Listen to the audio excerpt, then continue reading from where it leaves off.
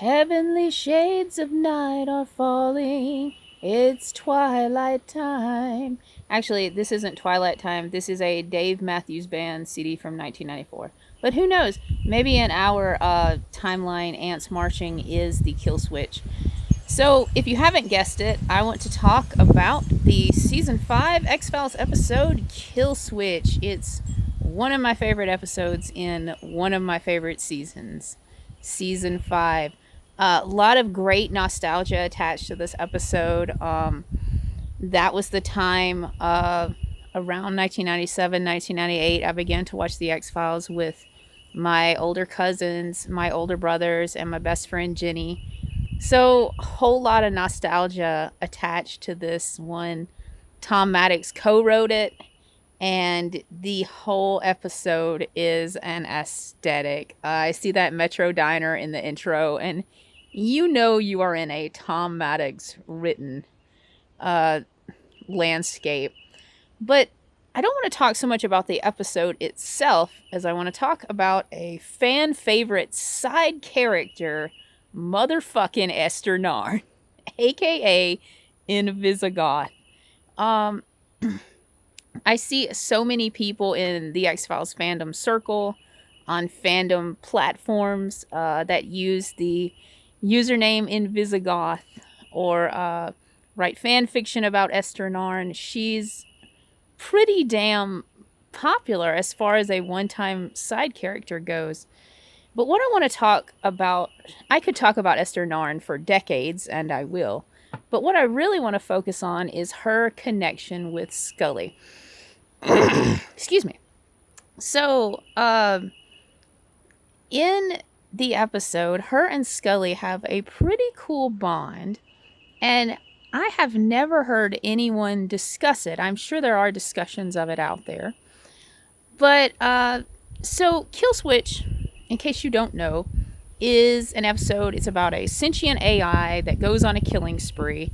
This is a plot that the X-Files recycles again and again. They even recycle it into the revival. I don't know what exactly is going on here. On a little side note, I remember watching it back in 1998 and thinking, oh my god, a sentient AI, that's so scary and dangerous. And now I look back on episodes like Kill Switch and Ghost in the Machine, and I'm like, oh, that's so precious. They thought AI was going to take over every aspect of their lives. That's just so cute. So, and now, of course, our phones own us, body and soul. So anyway, there's the sentient AI. It's on a killing spree, and its creators, two of which is Esther Narn and her lover, David, want to go out and find it and kill it because it has become too smart and too dangerous, and it is 2 steps ahead of them. It has access to motherfucking missiles. It blows to Kingdom Come anything it suspects his creators are connected to. See the Metro Diner in the beginning. And he also finds Esther Narn's house, which is in a shipping container, which is just the most cottagecore aesthetic. It's like a cottagecore / steampunk aesthetic, and I fucking love it.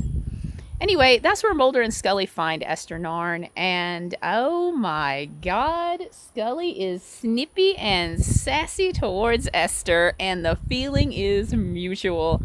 So, Scully and Esther are not friends. They're not even allies at the beginning of when they first encounter one another. And I've heard so many people talk about how Scully is like Elaine Bennett. She can't get along with other women, and I call bullshit on that. Because the only time Scully is feeling threatened by women is when Mulder is causing those insecurities in her. See Phoebe Green, see Bambi Berenbaum, see motherfucking Diana Fowley. But, you know, when Scully has a job to do and she sees another woman with the same goal, and she will ally herself with a powerhouse vixen in a heartbeat to get the job done. and even to establish a bond of understanding and friendship with another woman. I'm thinking about Gwen in Shapes. Um, that was a really beautiful connection Scully had with her. And I think she has the same thing with Gwen. Again, see Reyes in season 8. That's probably the best example. So, and also, God, okay, the thing Scully can't have is friends. And I know you might say the lone gunmen are her friends. Yes. I'm talking about friends she has sought out and established on her own, not within Mulder's circle. The thing about the X-Files, one of the things that pisses me off the most is Scully is not allowed to just have woman friends, except in season 1 with Ellen and the cellist player. But I would say from season 1 all the way up until she meets Agent Reyes, like Scully has no consistent woman friend. So I'm like a vacuum cleaner over here, sucking rugs, sucking crumbs off the carpet, wanting my girl to have a consistent woman friend. So when I get moments where Scully shares even a few minutes of a bond and understanding with another woman, it literally gives me an orgasm. I mean, I love MSR, okay, but what's given me an orgasm is when Scully has a connection with another woman. All right. Anyway, there's this scene when they take Esther Narn to meet the lone gunman, and she's handcuffed and she's got to use a computer, and she's so sassy, which is probably the reason her and Scully eventually become allies. The sass levels are astronomical with these two vixens. And she's like, do I need to do it with my tongue? And the lone gunmen, of course, are pissing their pants. But Scully gives Esther a look. And I'm going to tell you something. If you don't think Dana Scully is bisexual or biromantic, you need to go watch that scene from Kill Switch. And it might change your mind. So anyway, Mulder panics because his girl is about to jump Esther's bones, and he doesn't he uncuffs her, but she is still a captive, of Mulder and Scully. So then she breaks free from her handcuffs and she takes Scully hostage. And you would think this would be the end of any potential partnership her and Esther would have, but it's just the beginning. Esther's trying to find her lover David, who's also responsible for creating the AI, and she comes upon his trailer. Maybe I think it's a trailer. It has been blown to smithereens, and Esther falls apart.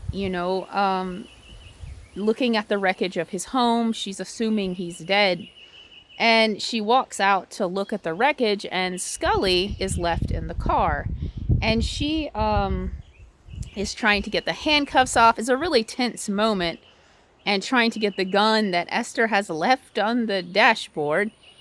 And Esther Narn comes back, and she hands Scully the gun. She's like, put me out of my misery. And Scully doesn't even reach for the gun. Of course, she would not shoot Esther. She wouldn't kill her. But, she doesn't even go for the gun, to defend herself. She just immediately reaches out to Esther, and you see that compassion in Scully, and not just from a place of empathy, like Scully was here 2 seasons ago, where she thought her lover, and yes, I'm referring to Mulder as her lover here because maybe they weren't having sex together at this point, but they were absolutely in love, all right, at the beginning of season 3. She was fighting tooth and nail to find her presumed dead lover.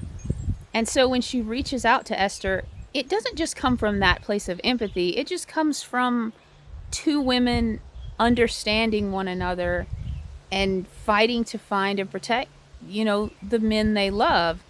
And it's just such a beautiful moment. It reminds me of the parallels between Ariel and Scully in Kaddish in season 4. Kaddish, of course, is very much like the Esther and David situation, and it will parallel the situation in season 8, where, you know, Scully's searching for Mulder and he is presumed dead as well. So anyway, she comforts Esther. Her and Esther go off and do a lot of fucking cool things. They get on a drawbridge. Scully saves a transfer truck driver. Esther throws a laptop in the river and the AI fucking missiles it into the next century. Anyway, Mulder's off doing shit. No one cares. And he gets to this RV where the AI is, like, that's its headquarters, I guess. And, okay, this is kind of a tangent to what I'm talking about, but I need to point it out. Mulder approaches the RV. He knows a sentient serial-killing AI is after him. And he hears an alarm go off. It even gives him a warning. And he's just like, bump, bump, bump, bump, you know, gonna go to this RV and see what's going on. Oh my God, the dumbass. Anyway, when Scully does that, she shoots the AI's cameras out like a bad bitch, because she's a smart baby. And her and Esther go in to save Mulder, who has been captured and is in an AI-induced fever dream, where these sexy ass but creepy ass nurses are trying to amputate his limbs. Anyway, they find Mulder hitched up to a, God, when I made notes, I wrote down what this was. Virtual reality, goggles. And, they also find Esther's lover, David, and he has left his physical body to go and live, it's called upload, into the internet. That's where his consciousness will be, in the internet. And, if you want to, you Legend of Korra fans, if you want a good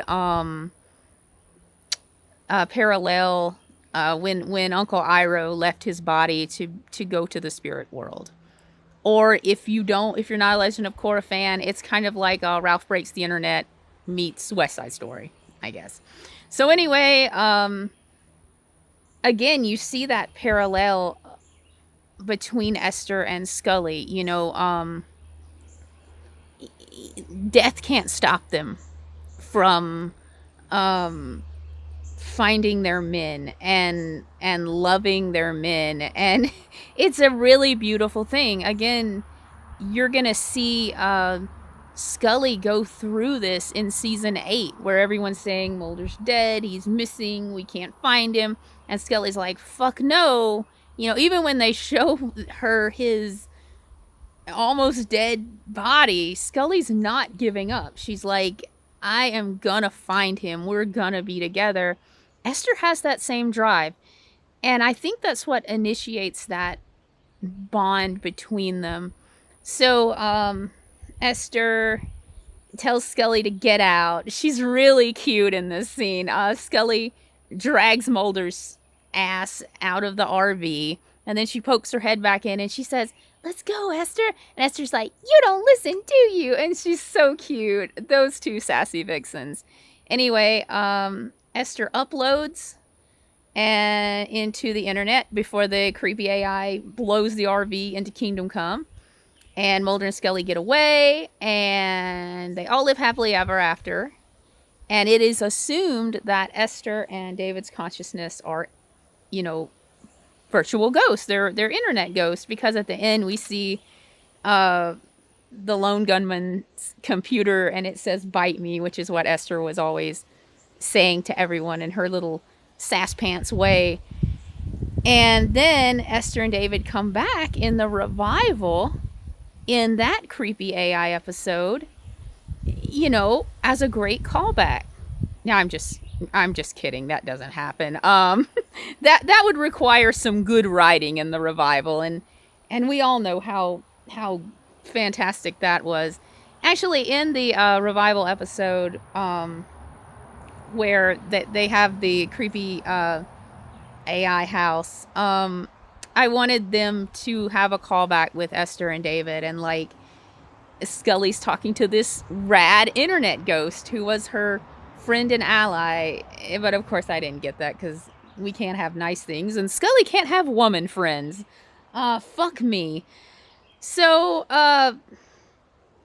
that is a big problem in the X-Files, and it's something I'm going to talk about in a later critical analysis video, is how Scully needs woman friends, but the show consistently either doesn't give them to her or takes them away from her. And I'm going to get to that when when I discuss the season 6 finale. So stay tuned. And this was a fun talk. It went on a lot longer than the War of the Copperphages episode. But have a great day. Go out, beware of creepy AI, and listen to Dave Matthews. Listen to ants marching, or what would you say? Or satellite in my sky.